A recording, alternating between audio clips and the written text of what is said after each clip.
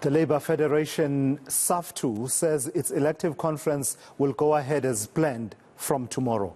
A wide range of issues facing the country are expected to be discussed. For more on this, I'm joined by eNCA's Slindelo Masikane, who is giving us casting an eye forward in as far as this conference is concerned. So, Sli, the indication is that it's all systems go, but not without background problems, yeah? Of course. I mean, we know that at least a couple of months ago, around March, we saw the suspension of 4 of the national office bearers for Saftu, including the president, the treasurer. I mean, a whole slew of these top leadership officials who were then subsequently suspended, and then the GS Zwelenzima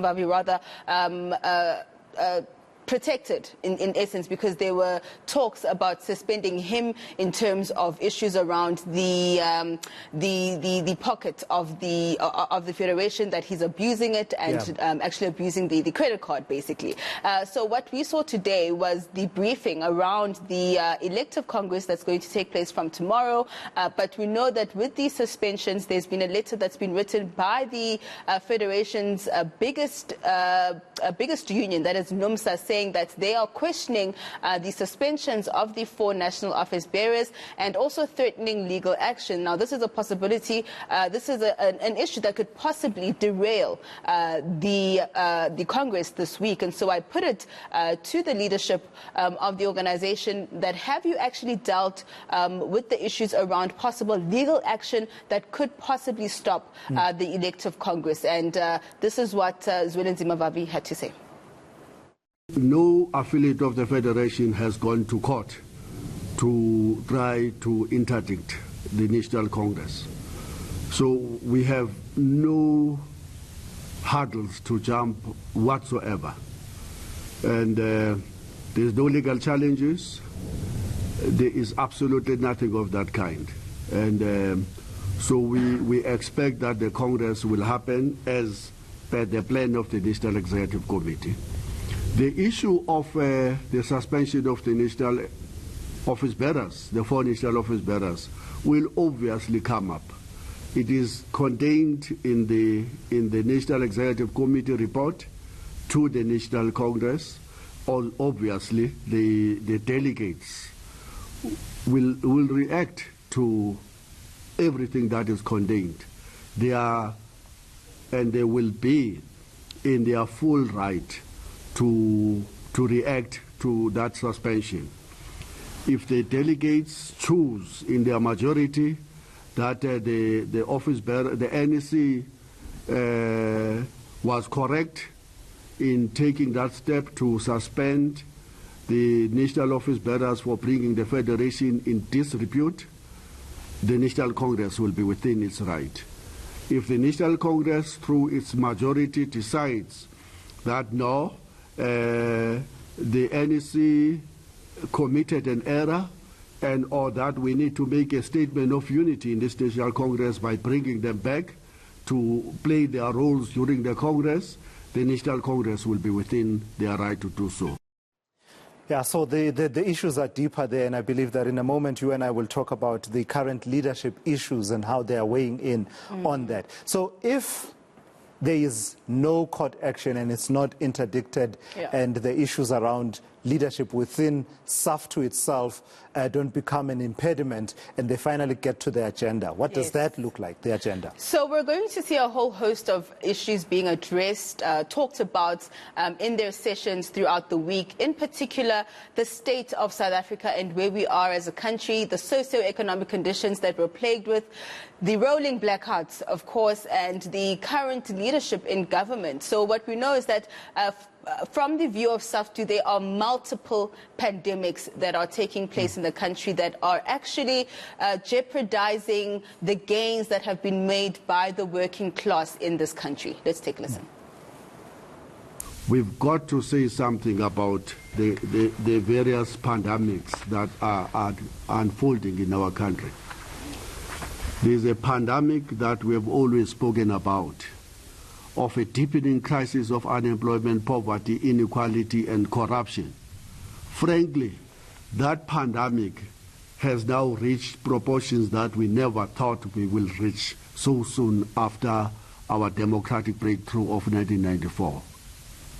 46.2 unemployment rate overall, and around 50% of black people unemployed, more than 50% of black women unemployed, 77% of our young people below the age of 24 unemployed.